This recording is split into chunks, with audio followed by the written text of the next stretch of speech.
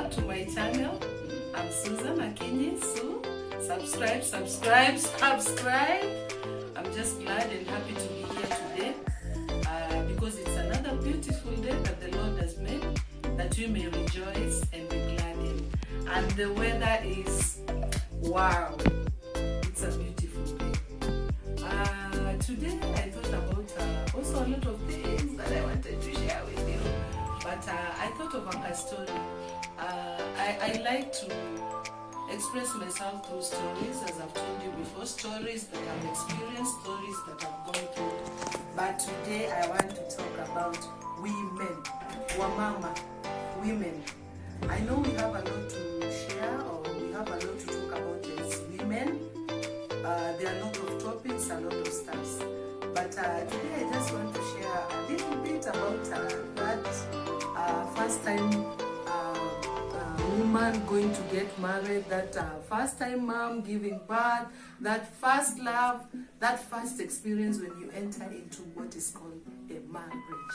That's what I want to talk about. And to enlighten you a bit about it, let me just share a story of what I went through when I got married.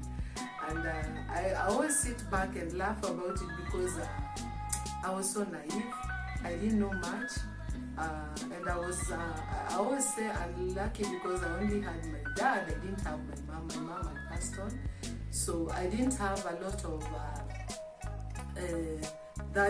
somebody, that motherly love to usher you into that new experience that you are going through. So when I was preparing to get married, I only had my dad. So it was an experience that, I wouldn't want anybody to go through, but I know there are those who've gone through the same experience as I have. So it is like a topic that I feel so comfortable talking about because it's something I've gone through. And maybe I'd like to ask my audience, what was that experience for you like? That first time experience? Maybe write down in the comments below.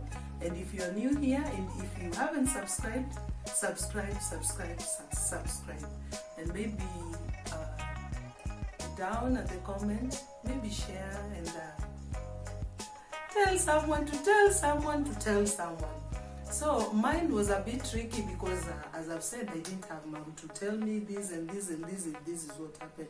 But again, learning from my friends and my sisters who we are married together, they had a mom, but they really didn't get that truth from them of what that marriage entails.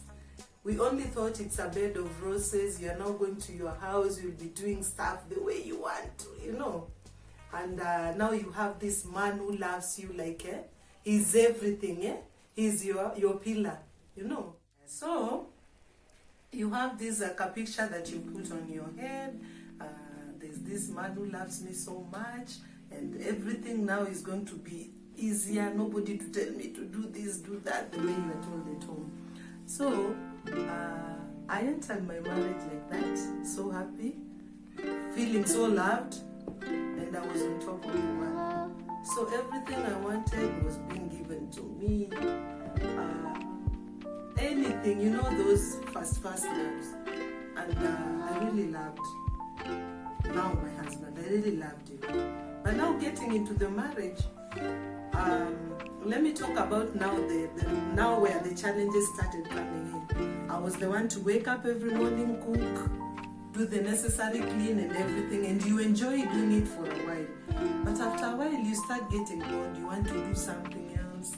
You don't want to be that, to do that canon. You now have that freedom. Nobody's telling you what to do. So from there, it started really. I wash the house. He enters the house with the shoes.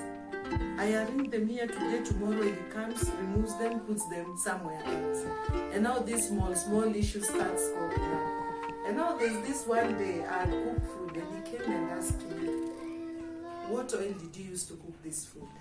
I told him Kimbo. Those days Kimbo was the key. And he told me, no, my mom doesn't cook with Kimbo. We'll buy Elianto. And I'm like, are we living with your mom here?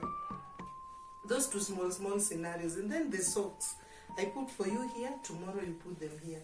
I remove for you these clothes to wear today, tomorrow you tell me, no, I don't want this, I want this other.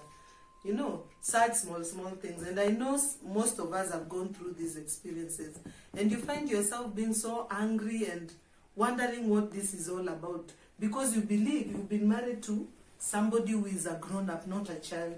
Not somebody who will be spoiling that house that you believe you've made to look beautiful. And he comes and throws things here and there. Now again, coming to the clothes, I arrange them this way. In the morning when he wants to wear whatever he wants, he throws all the clothes on the bed. But now here, I remembered my dad told me before I left our home now to go get married. He told me, remember, this man is coming from another home. There's that norm that he's used to. You're also coming from somewhere else. There's that routine and that norm that you're used to. So you two people are coming to join together. So eventually you have to come to an agreement of one way of doing things. So that is why it is called your family, bearing your husband's name, because it is what you have built. So when I was going through all this, I used to remember what my dad told me that day. As much as it looked so hard, and I used to wonder who will compromise, who will compromise. And then I remember again, my dad told me, always remember as a woman, you have to come to be the one down. As in when you're fighting or when you're arguing about something, your voice shouldn't be on top. Remember, your husband is the head of that house. So your voice should always be down. And in everything you do, in everything you do, you should always be the one learning to compromise. So I used to sit and wonder, hey, this compromising here, hey, will I be able to do it? But I'm telling you, God has a way of joining two people together, and you live together and you'll be able to work things out. And eventually you come up with that one routine that both of you can follow. Anyway, that's just small to sneak peek that I've remembered and given unto you. I know you also have your own. I know you also have so many stories. But I'd like to hear from you. I'd like to hear your stories, and maybe we can talk much about it in another segment. So for today, let me leave it at that. And I'm praying that you all have wonderful